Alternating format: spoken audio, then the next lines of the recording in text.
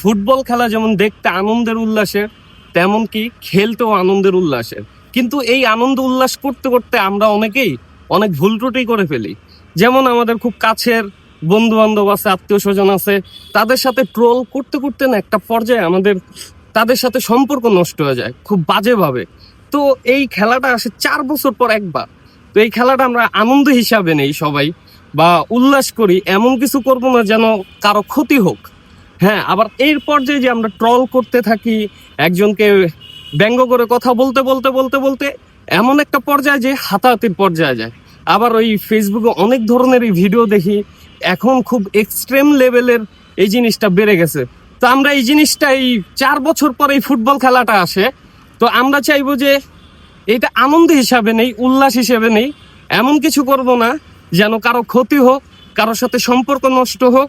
আরেকটা জিনিস মাথায় রাখবেন, সম্পর্ক থাকবে চিরজীবন, কিন্তু এই খেলাটা 4 বছর পর একবার আসে, একবার। তো নিজে ভালো থাকবেন, অন্যকে ভালো রাখবেন। আশা করি কথাগুলো আপনাদের ভালো লাগছে।